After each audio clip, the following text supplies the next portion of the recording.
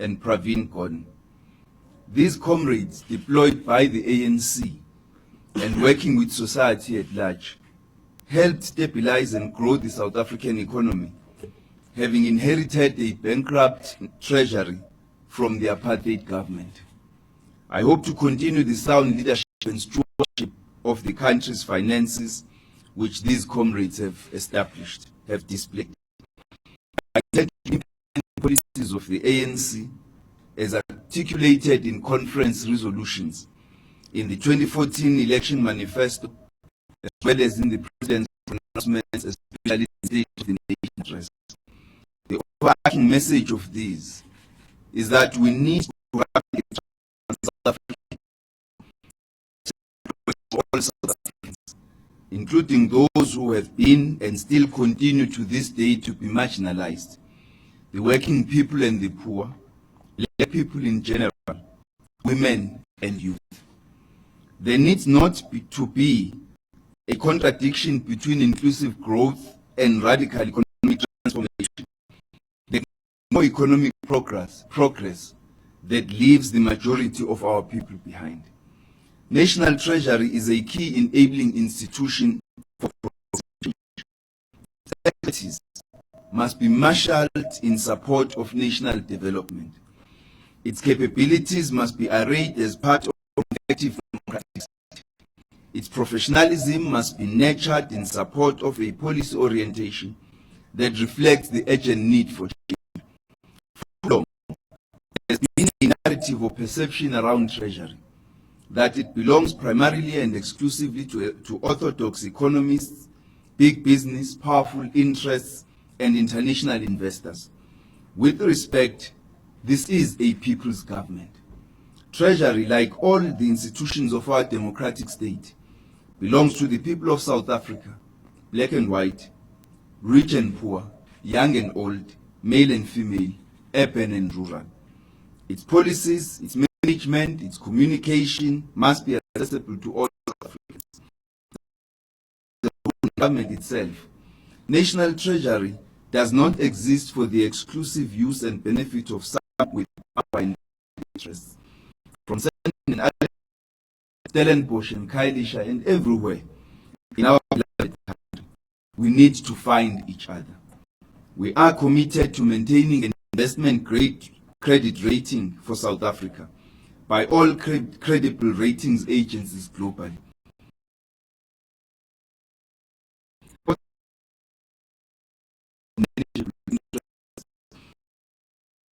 Active investments to improve our economic competitiveness.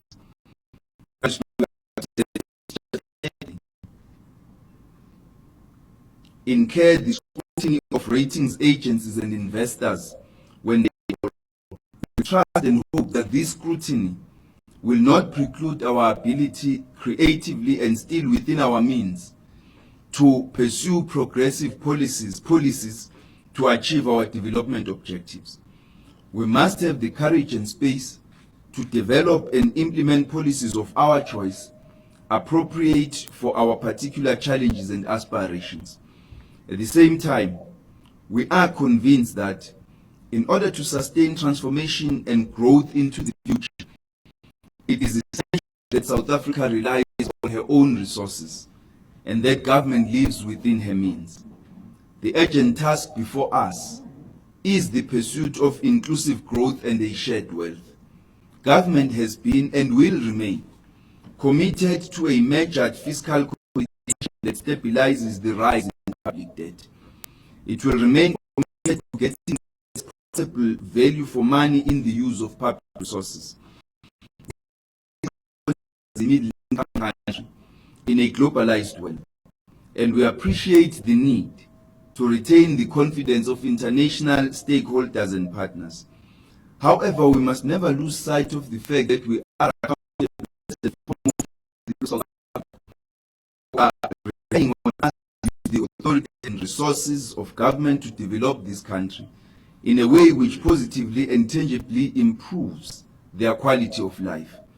Over 20 years of managing the nation's fiscal, the ANC has exercised restraint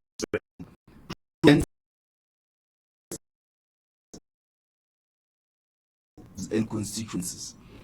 There is a growing consensus inside the ANC and progressive sectors in our society that, if anything, the pace and depth of transformation has been too slow and in many instances superficial. Simply put, many in our alliance feel that the ANC can do more in order to address the crisis of radical economic transformation. We do not seek to implement a reckless lurch in a particular direction. We will stay the course in terms of the fiscal policy stance approved by government. This does not distract from our commitment, as stated in the ANC's 2012 strategy and tactics, to building a political and socio-economic system which places the needs of the poor and social issues such as healthcare, education, basic services, and a social security floor at the top of the national agenda. We can no longer accept growing the economy as it is currently constituted will improve the lives of all South Africans. We need to change our approach. The National Development Plan does not speak only to growth, but to inclusive growth. It speaks to achieving prosperity and equity. Over the last 20 years, the African National Congress has expanded the social wage and ensured that the budget redistributes income. However, the ownership of wealth and assets remains concentrated in the hands of a small part of our population. This must change. Neither growth alone nor transformation alone is a necessary or sufficient condition to de-racialize our economy and overcome poverty, unemployment, and inequality. We need to do both. We must transform the economy so that it may grow faster and inclusively. We must grow the economy to finance rising public provision for social needs. It will not be easy, but we have no choice. We must challenge and no time to waste. In the coming weeks and months, I intend extensively to engage with key stakeholders, business, big and small, the establishment and black industrialists emerging and aspiring, managers and professionals, organized labor, civil society, the Tripartite Alliance, and the opposition. We remain very positive about the South African economy, such as the fact that during the previous quarter, we witnessed a positive growth, albeit still modest, but it was consistent with our revised targets. Global growth is set for recovery, and there has been no downward revision. The energy situation has stabilized. The drought seems to be behind us, and we seem set for a bumper crop this year. The labor relations situation is considered stabilized because of our deliberate political interventions through seeking a social contract that involves government, business, and labor. And the real exchange rate depreciation over the last 2 years has placed us in a favorable position with regard to our competitiveness. The focus now is on maintaining domestic and international support for our managed economy. In terms of economic policy, we will seek to accelerate implementation of the President's 9-point plan for economic growth and job creation until new policy direction emerges from the ANC. After my initial discussions with the President and senior Treasury officials in the short time I've been assigned this role, which is basically 1 day, the following issues are: firstly, we will work with Parliament to approve the 2017 MTEF and ensure its effective and efficient execution, including achieving the fiscal objectives that our Cabinet approved in January. This includes ensuring that our country maintains the broad course of fiscal prudence it needs to be able to sustain its critical progress. Secondly, I will work with my colleagues in government to reinforce the alignment of the budget to our development objectives as set out in the National Development Plan and other policy documents. Thirdly, I will continue to work with business and labor to ensure that we achieve faster and more inclusive growth so that we create more opportunities for our people. ANC's 2014 election manifesto, we will use state procurement strategically and vigorously to ensure localization, the promotion of black-owned, women-owned, youth-owned enterprises and SMMEs, and to facilitate industrialization. We remain unapologetic about using the state spending power to grow black enterprises. Equally, preferential procurement must be used to grow genuine productive capacity, not merely rent-seeking. In this regard, I am advised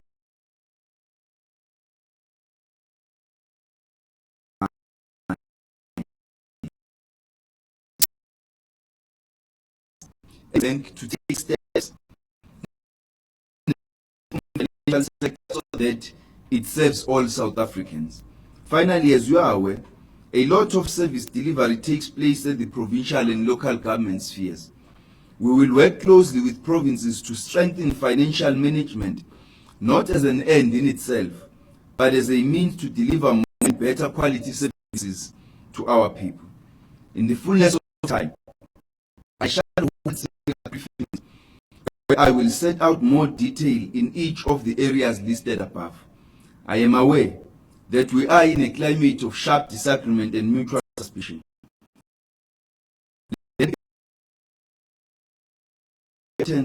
Of the responsibility which has been given to me to oversee the management of the nation's financial resources.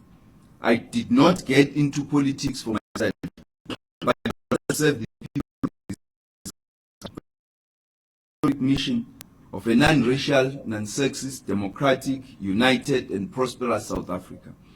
The people of this country, the long-suffering ordinary citizens, are relying on their public representatives to better their lives. I will not betray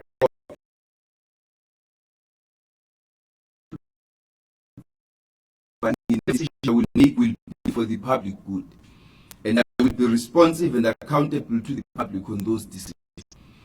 Therefore, I will ask skeptical members of the opposition, the media and the public to judge me on my actions in the coming months, not speculation and rumors.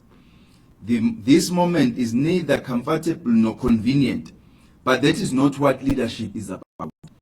Rather, it is about doing the difficult things in service of others when the moment does arise.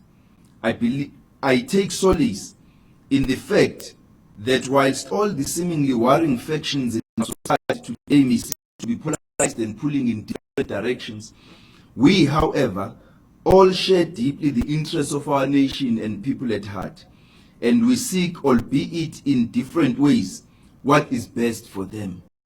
I believe on that basis alone that it is possible for us to act in ways that set our disparate and opinions aside and advance the common interests of all our people, especially the poorest of the poor.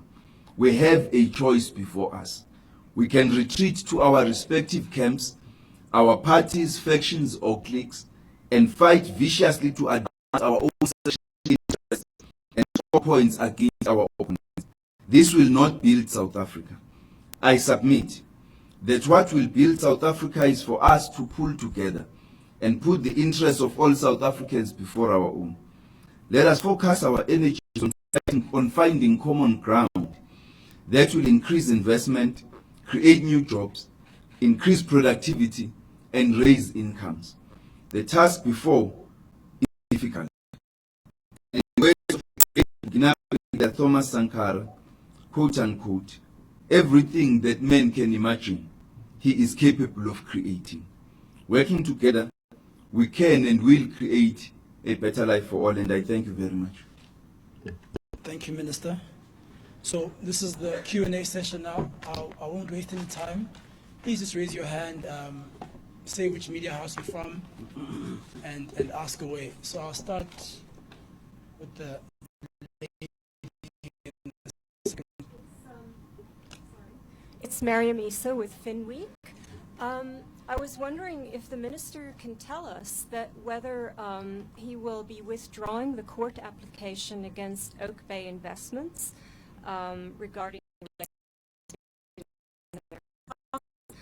I'm also wondering if you can elaborate on what radical economic transformation means, how it will differ with the previous economic policy, and how it can be implemented while sticking to the spending and debt targets that we have. Thank you. I'll take the dodgy-looking gentleman in the second row.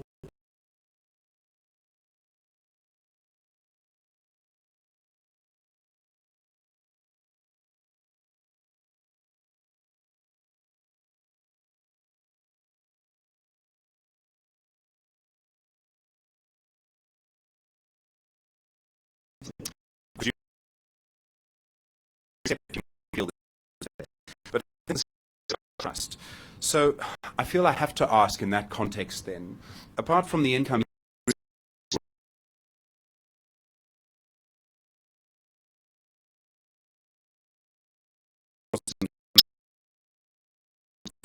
that's where we are. No, that's fine, Stephen. That's what we hear. We'll take one more question and we'll answer it around, and then we'll come back. Yeah.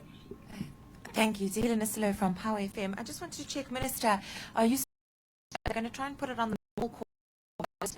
It's still going to be to the February, just before the budget speech, that the constant reshuffle of ministers in the ministry had had a negative effect on staff morale. Are you still worried about staff morale in the ministry? And also, the draft procurement bill, is that still going to be submitted to Parliament? To Cabinet? Thank you. Okay, let's take those questions, Minister, and then we'll come back. Thank you. The withdrawn. I must say that first, I think I need to preface what I'm going to say by indicating that I've been 1 day on the job.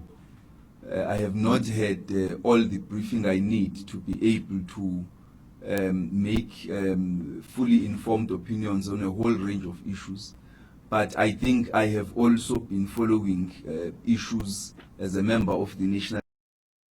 I think that the issues that are before courts are going to remain before the courts until they are resolved at that level, because I don't think it's my responsibility right now to take any decision either to withdraw cases or to plead differently in case cases have been lodged against us. So the current case is not going to be withdrawn. And perhaps to link that with the case and judgment has been passed. And so there is no point for me taking any decision on that matter, because the court has already expressed its opinion on that. With regard to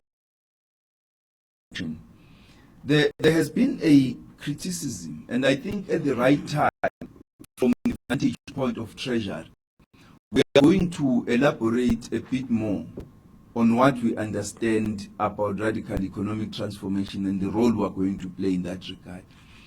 I must say, before I say any further, that indeed everything we do will be done within fiscal constraints and fiscal ceiling that we have set ourselves, because we would be making a terrible mistake if we personalize the policy of the Treasury.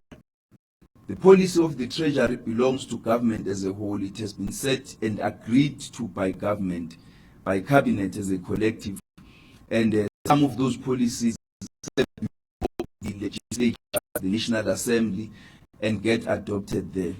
And so they don't belong to me and don't belong to any individual. They are collective decisions. Now, having said that, the issue of radical economic transformation is from quite a long time. The structure of the South African economy has not been changed.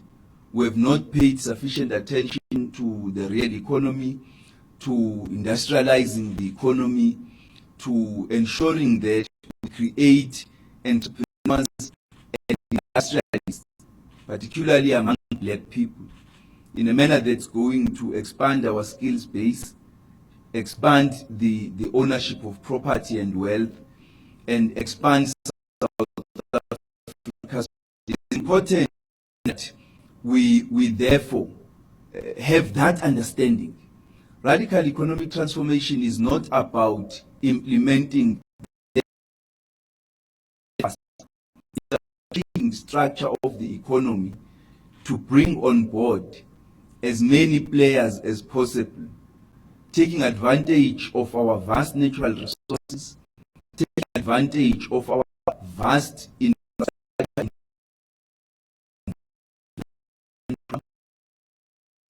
our agricultural sector, and many other advantages that we have as an economy, and utilizing that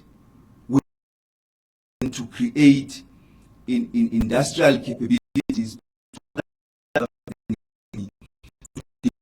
supplier sectors, to ensure that we use government's vast procurement budget of around 500 billion rand to empower black people. We need to be unapologetic about those decisions. And that is why, among others, the triple PFA is being amended in order to address many of these, to change various rules with regards to local content and production, with regards to the point scoring, and other areas. When we talk radical economic transformation, we're not talking about something that is out of our imagination, that has not been or is not being carefully thought out. We're talking about policies that have worked in many middle income countries, in many developing economies, and we're going to draw the best lessons from those economies in order for us to take decisions that are going to assist. I think that everybody will agree that the productive capacity, for example, of our agricultural sector is below comparative middle-income countries. Everybody will agree that to allow our economy to be locked in resources extraction and commodity exports does not benefit either the economy itself or South Africa. To take decisions that are going to support the beneficiation, increase agricultural production, and other sectors, so that we can create more wealth and get more people working to earn incomes and be able to improve. Have, on continuous occasions indicated our social security bill can be better managed by getting more people employed, earning incomes, developing their own pension funds, investing in retirement annuities and programs such as those, increasing local investments, increasing local savings, so that we have money that the people can use to continue to develop their lives and invest in the economy. So that, in a nutshell, is what we are referring to when we talk radical economic transformation. And yes, it can be achieved within the fiscal policy ceilings that we have set ourselves. I think I have commented on the triple PFA. We will go ahead with it and ensure that it is finally amended. Now, coming back to perhaps the easiest question. Do I earn any other income from anywhere else? I have been a politician all my life. I have no business interests. I am not involved in any business. I do not have any income from any. The only income you will find in my bank account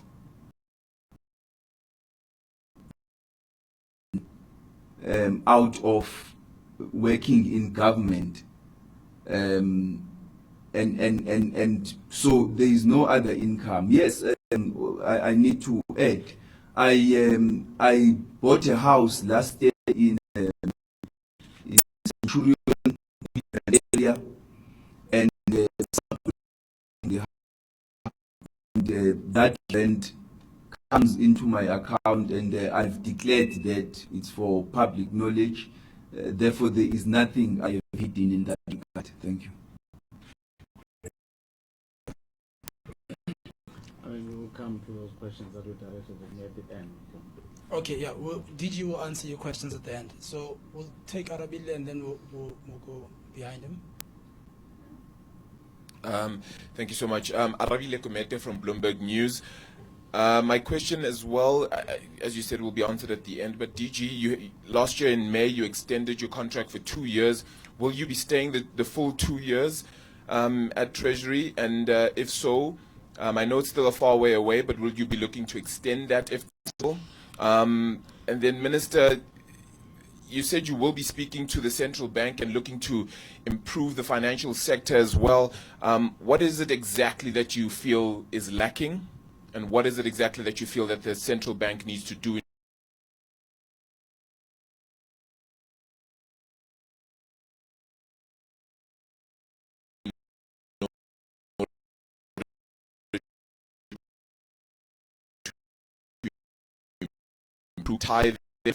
Behind him. Good morning, Minister, Deputy Minister, and DG. It's Mfoneko from Reuters News. First question, I just wanted to ask the Minister, how badly, if at all, do you believe his credibility is damaged by the events of the past week in the eyes of both local and international investors? And do you believe that that may perhaps have hastened the likelihood of an investment, a credit rate downgrade? And I just wanted to ask the Minister to elaborate on what he means by credible.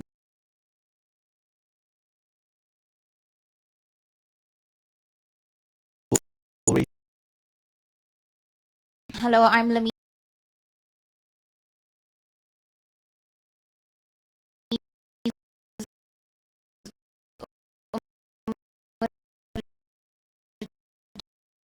And your move will help ease the tension between Treasury and SARS. Shoot. Good morning, Mrs. One from MoneyWeb. I've seen your new roles and all the best going forward. I just wanted to allude to the fact that there's not been quick enough inclusive growth in the economy, Minister Gigaba, and you said that that is the reason you see one of the main roles you have to fulfill is to get this radical economic transformation going. Considering the way you've painted the picture, I wanted to understand if what exactly you were saying about the policies of the ANC for the past 23 years, if you assume that there's been no inclusive growth. So what does it say about the policies the ANC has alluded to? And the second question is, you the previous all of whom I think we agree have been excellent in their jobs. But what are you going to do differently from Minister Pravin Gordhan, and why do you think he was fired if you consider him a very capable minister? Thank you. Well, Minister didn't appoint himself, nor did I predecessor to answer, but I'll still allow the Minister to manage that. Do you mind if we just take that side and then I'll come back to the side?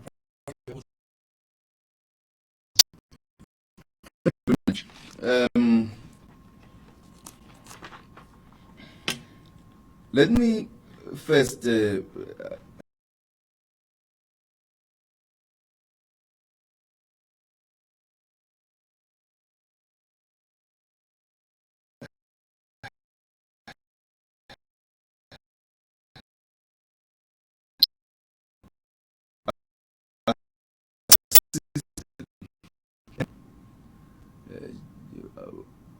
during that time, for the last 7 years, I have been minister.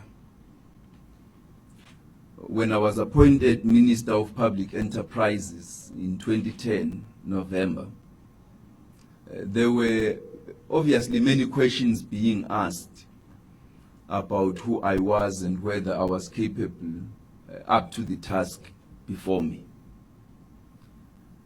When I was appointed Minister of Public Enterprises then, in 2010, between 2008 and 2010, there had been 4 ministers in the portfolio. I was to be Minister of Public Enterprises for the next 4 years, and during which time I led the expansion of Transnet's capital investment plan, negotiations with the contractors and subcontractors and labor around the challenges that ESCOM was facing, which related to the delays in the build program at Medupi and Kusile, as well as the intermittent strikes that were taking place to try and resolve them, led to the agreements on various issues involving ESCOM, the contractors and labor, including establishing a group capital executive with the responsibility to oversee on-site the management of these huge, so that we are able to manage the relations between contractors and labor, and also to closely monitor the compliance with the agreed timelines. This is just but some of the issues that we had to deal with. And yes, so when I came into public enterprises, staff morale was low. Many of the boards of our state-owned companies in the portfolio then had boards whose tenure had been between 7 and 10 years without being rotated. I immediately introduced a policy of rotation. We established the boards, established the chairpersons of the boards, and took hard decisions from time to time to ensure that there was proper corporate governance, and among others, drove the program to develop the competitive supplier development program for state-owned companies, so that we create relevance for the state-owned companies. They should not only become vehicles either for rent seekers or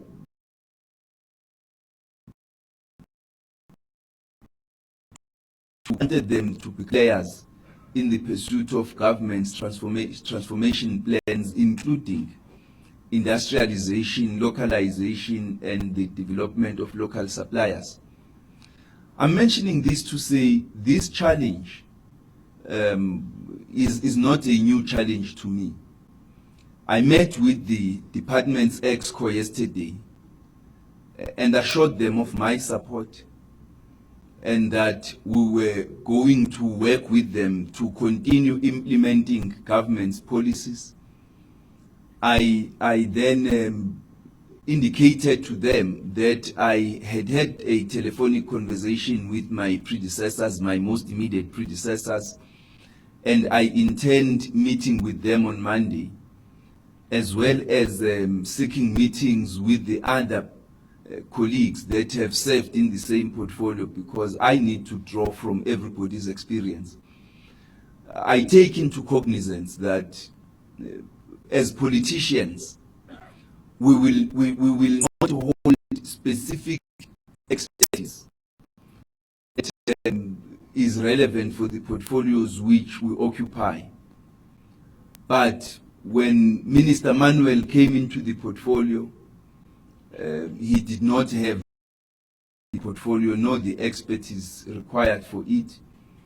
The same applied to my other predecessors, perhaps with the exception of Minister Nene. And they all distinguished themselves because of their leadership acumen their honesty, their integrity, and their hard work.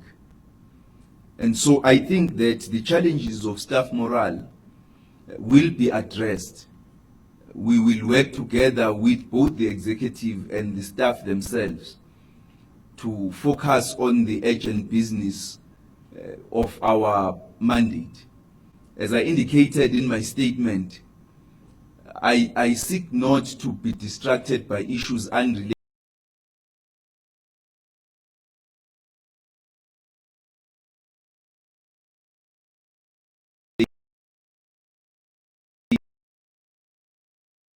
and we have a duty to serve the country and manage its financial resources. And the DG, the EXCO, and staff at large on that task. Now, everything, Arabile, everything that is there will always need an improvement. I don't think there is anything that is absolutely perfect and needs no further improvement. It's important for me in the first the South African Reserve Bank, whom I know very well,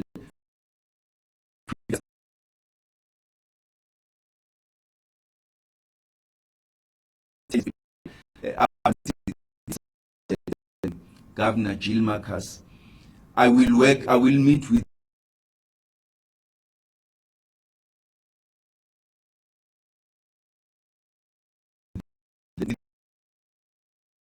because of the next week. I will meet with him and we will have a broad range of discussions with the Deputy Minister and the DG around the issues that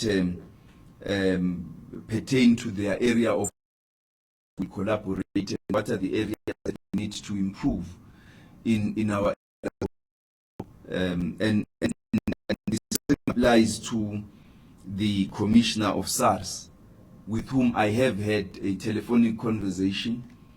I have a meeting with him on Monday too, so that we can initiate discussions aimed at improving relations between the department and SARS, taking into cognizance that SARS is an agency of the department, and as the parental department of SARS, we have a responsibility to smooth out relations between ourselves and at a personal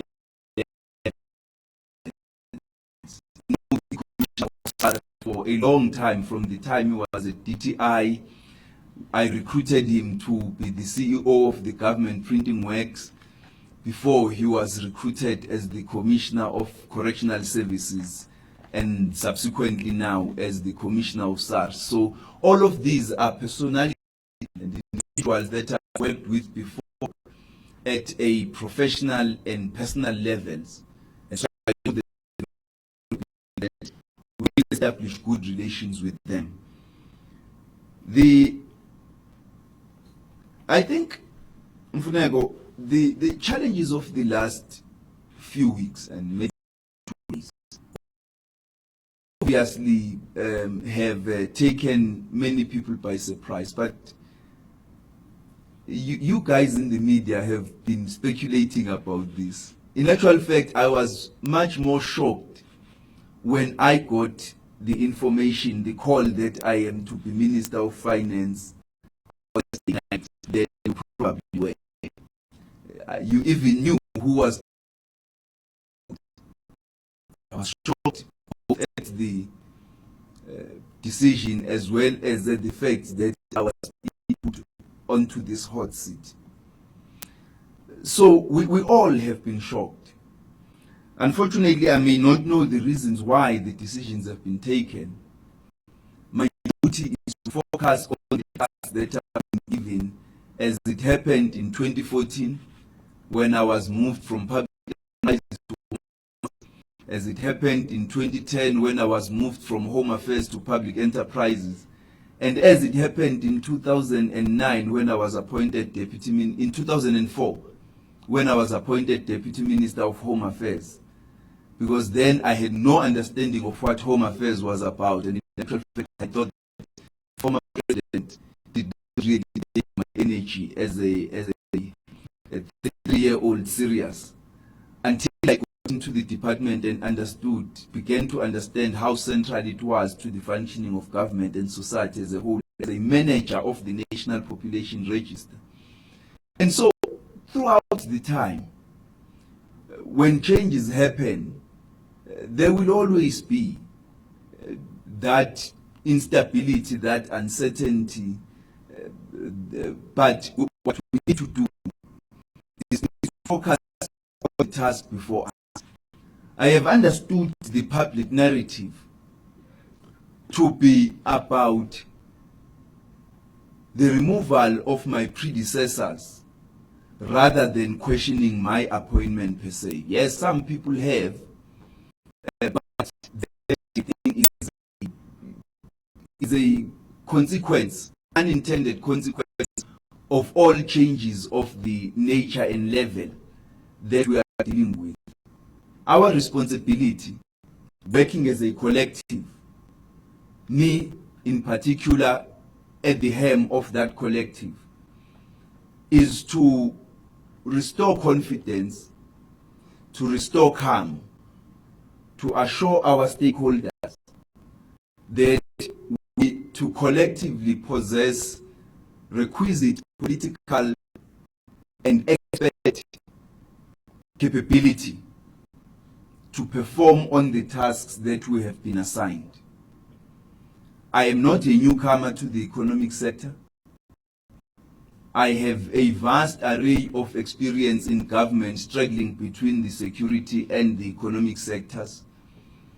The Deputy Minister has got a vast experience in the public sector, particularly in the economic sector, having for also a long time chaired the board of PRASA, and being responsible for many of the changes we have seen in that state-owned company. I think that the Director General's expertise and vast experience as a technocrat speaks for itself. Everybody trusts him. I trust him. The Deputy Minister trusts him. We are going to work well together.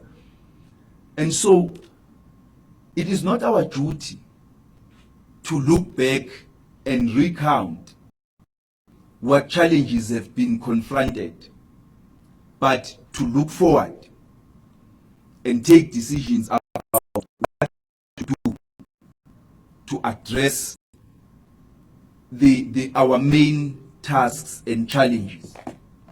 Because ultimately, we all lose when we get drawn into debates about individuals and personalities.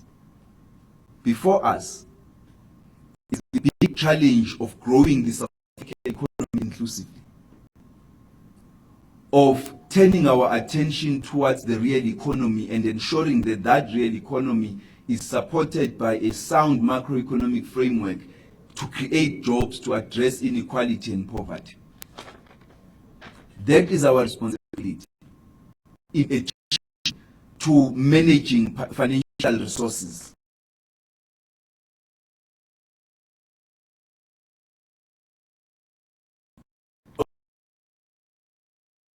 Is our responsibility. Now, when I say credible ratings agencies, I mean, don't worry about the word credible. We're talking about the ratings agencies.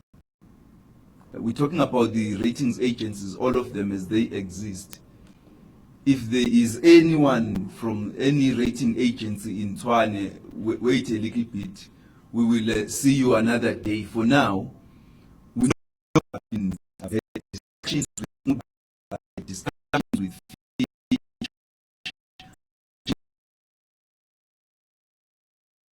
and perhaps on Monday, I've indicated to them that we are open to them. We are accessible whenever they need to talk to us. We are available, and I think both these and any others. I am aware that the BRICS has decided to establish their own ratings agency, but you can't talk about it. It doesn't exist yet. When it does, we will engage with it. We are a member of BRICS. we respect our commitments to the BRICS countries. And so that's what I was referring to. The rating agencies, as we know them.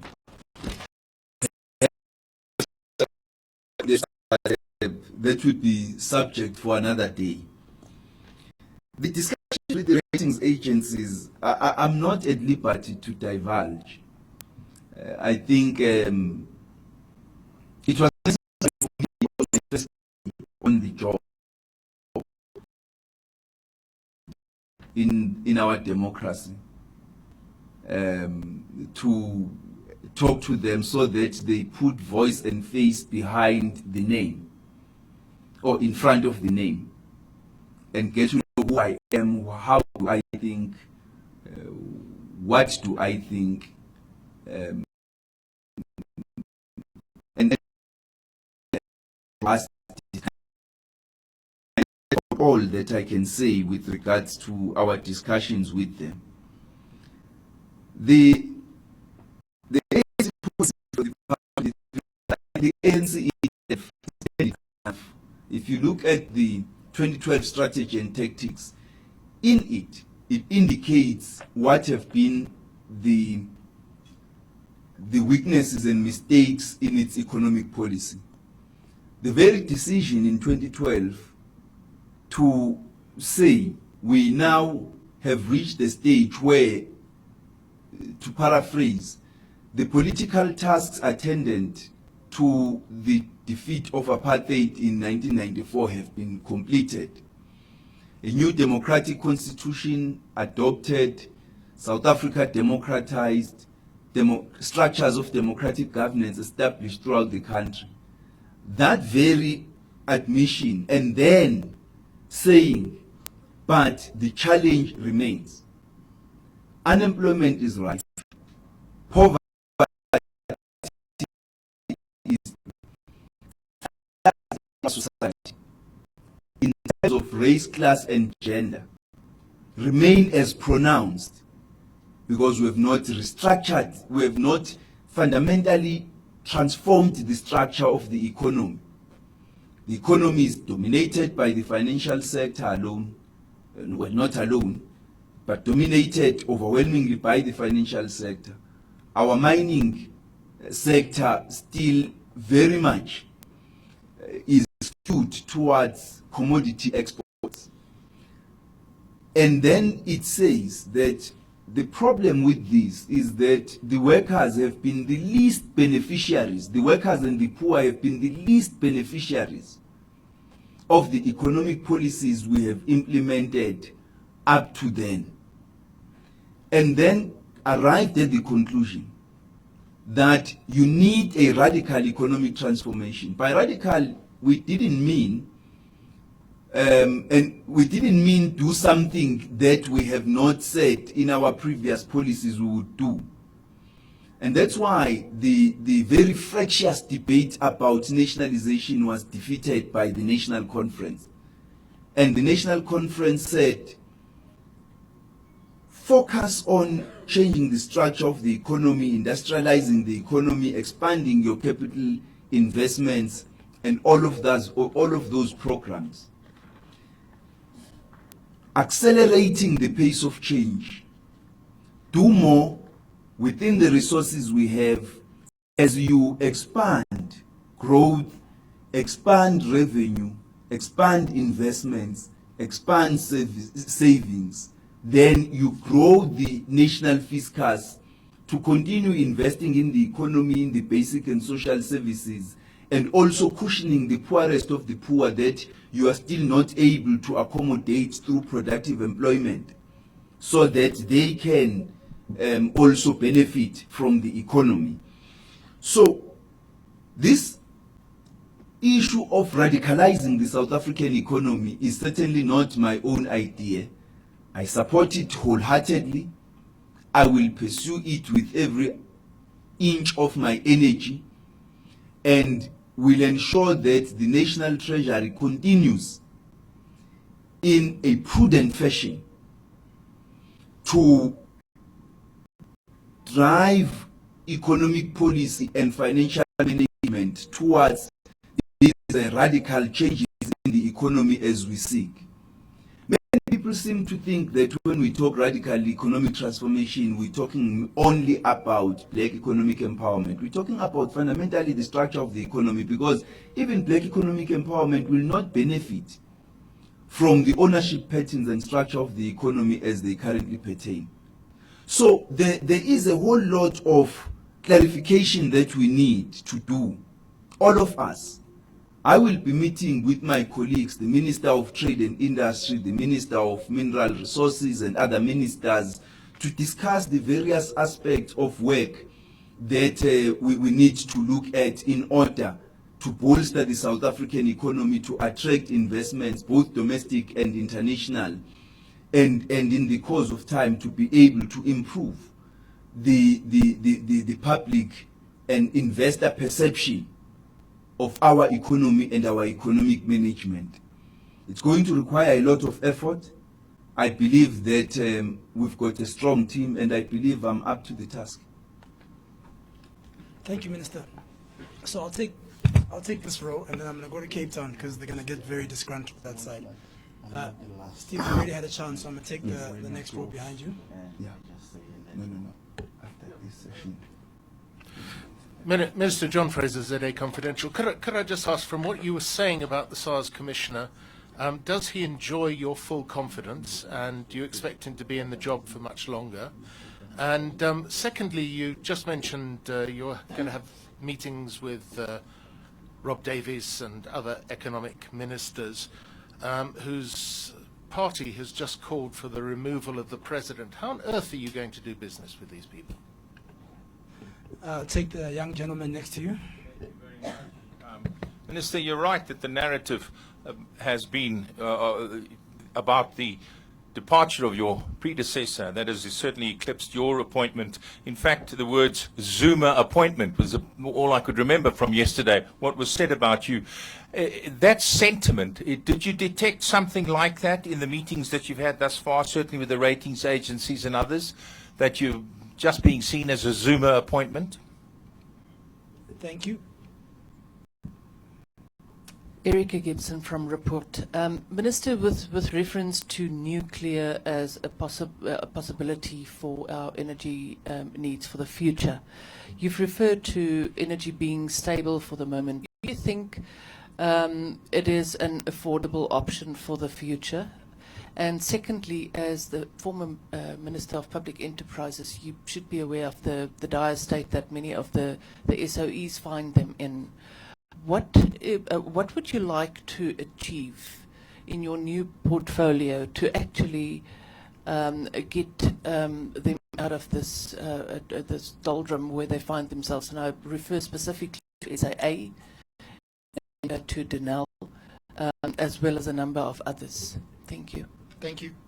I'll take Sabella. I'll come back for you. I'll take the young gentleman next to him. Minister Malungelo from eNCA here. Minister, previously the President had said that rating agencies are being used as an arsenal for regime change. I wonder whether do you share the same sentiment, as well as part of the public discourse on this appointment, especially of yours, was that you've been appointed there to sort of like rubber stamp some projects and all that, and especially regarding the Gupta family. What do you make of those assertions to people that really may not have faith in you as the minister in this important portfolio, as you said? Thank you.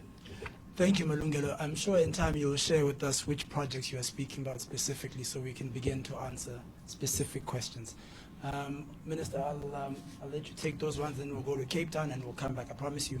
Minister, he'll be here. Can I just sneak in the last one, please? Then you can go to Cape Town. Because you're closer, I'll allow it. Let's go. Good day, gentlemen. Sabelo Skiti here from the Sunday Times. Minister, just two questions. In your address, you said that for a long time there's been a narrative around, I'll call it the ownership of National Treasury. You're calling it narrative, you're calling it perception. What's your view on National Treasury? And then secondly, just to jump on Erica's question about SOEs, the more larger ones, more wealthier, that are monopolies in the industry, that in the sectors that they're in, have in the short sort of recent past, acted in defiance of the National Treasury. And there's not been a lot of ophinda bewuhlalo ka-ANC kule region babudlungwane. Siyabonga sihlalo. Forget that the DG was asked questions. Let me ask him to answer those questions. I'll step aside for a moment and then I'll come back to all these questions that have been asked. I think you must. What do I have to do? Yes. Don't get too comfortable.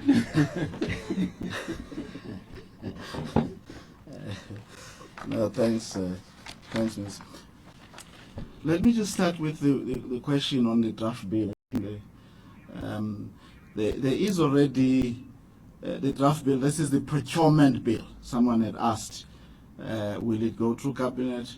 There is a very good draft that's in existence already that begins to capture a number of these aspirations and ambitions that the minister spoke to, and if you go back, a number of other things that are captured even in the NDP and other policy documents of government. Of course, as it happens in our country, lawmaking is very, very transparent. The bill will go through cabinet, get into the parliamentary process, and because it impacts on provinces as well, it will be processed in a rather more elaborate manner, and there will be opportunity to comment, to influence, to shape it, and then ultimately, as it happens, it will be properly promulgated. I mean, I'm going to appeal to you that, and the minister and the deputy minister, that you, in answering this question about morale and myself, you allow me to be longer than usual. And those of you who know me, I can be very long.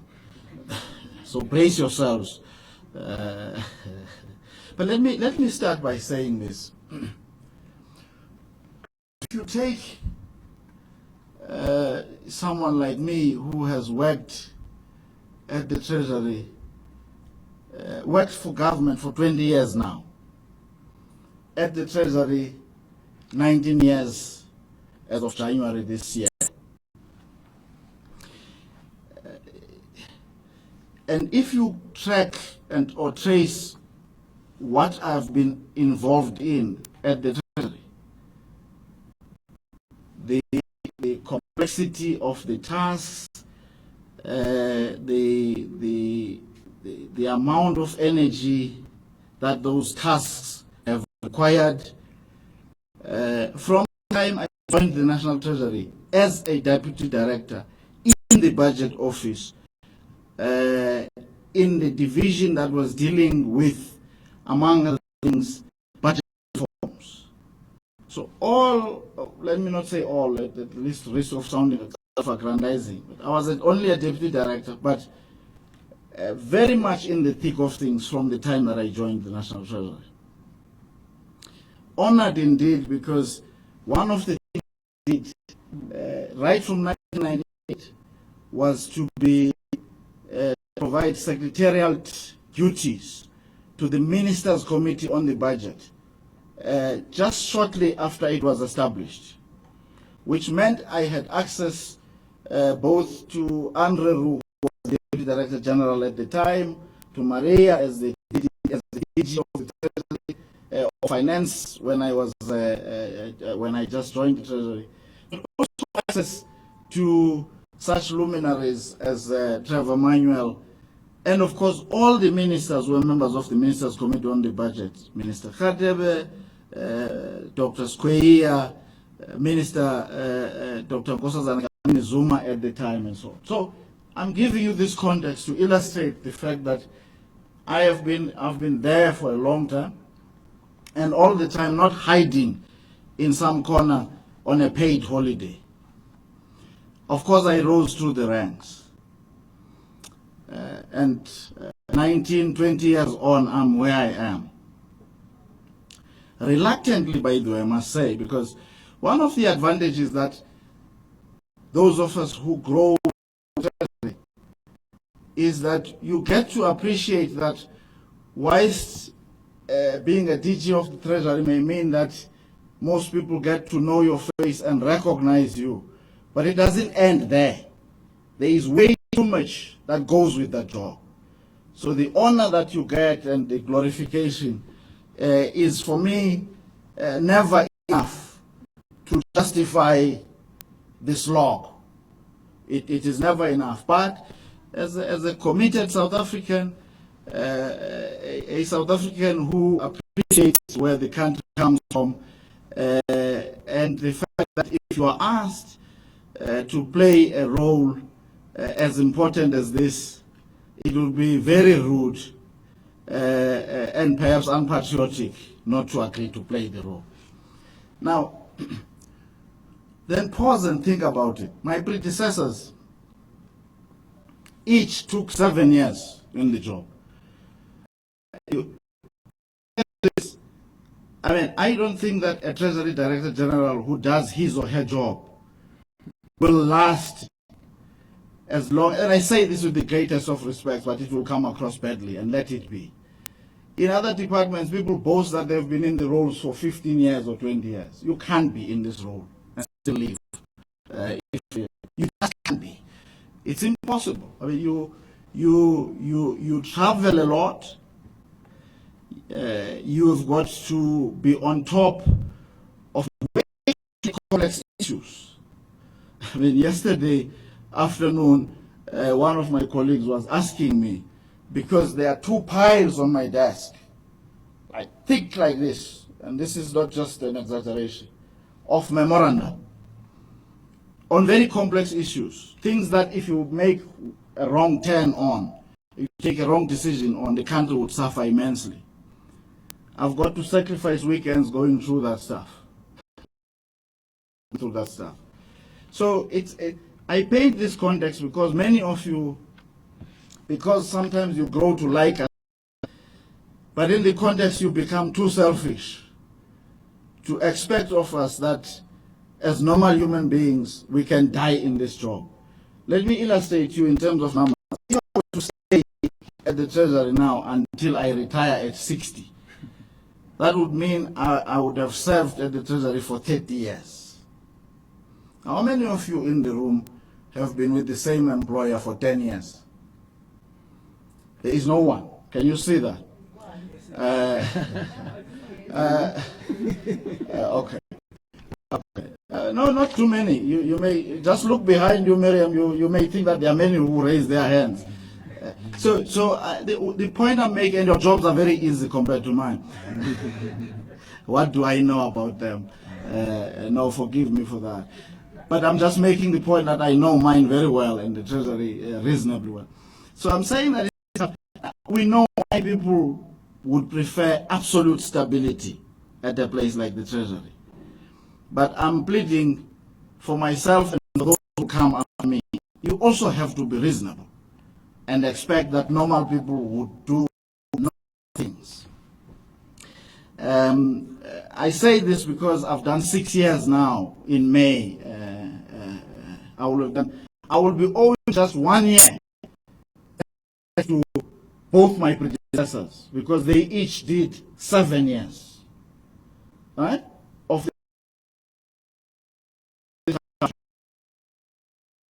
We remain friendly with each other. I asked them, I say, hey man, was it as tough as this? I don't know if they are just appeasing me. They say, look, we've seen difficult times, but nothing like what we are dealing with. In many respects, you know, not just because the politics have become a little bit more complex now, but if you just take it, you know, the global the Asian crisis, it was on and off quite quickly, normal cyclical stuff. So there is no doubt about it that the situation is more difficult, which then means that we have to do things in that context. Now, I mean, the moral thing, I answered it very deliberately in February, in a somewhat longer answer, but let me give you the version of why I said the things I said. You see, the Treasury has had an unbelievable advantage in the earlier parts of democracy. In fact, let me restate this, because I was recounting to someone that it has changed very fast. From Derek Keys to Liebenberg and to Trevor Manuel in the first term. Most people forget that. But then we kind of as a country learned lessons, I will just put it like that. We learned lessons from it, and then Trevor came in, there was turmoil in the markets, and instability.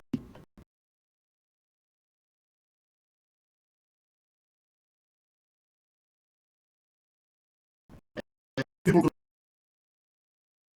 Minister, we were spoiled. We were finishing each other's sentences. We just knew, if you've written the thing like this, Trevor is going to really throw his toys out of the court. Same with Maria and the Seja came. I'm just saying, you're both at the political level and the technocrat level of technocrats. We knew each other, we had grown with each other. There was a sense in which we expected that to move on, and yet started to prepare our minds for it. Said, we're not intimidating these roles and stuff like that. So he was definitely kind of, he prepared us to a certain degree. And of course, it was made easy by the choice of PG, whom we had been rubbing shoulders with, working with as Commissioner of SARS and stuff like that. And of course, it was reflected even in how the market reacted to it. If you look again, change to now, it was another very smooth and easy change because he was an insider in inverted commas.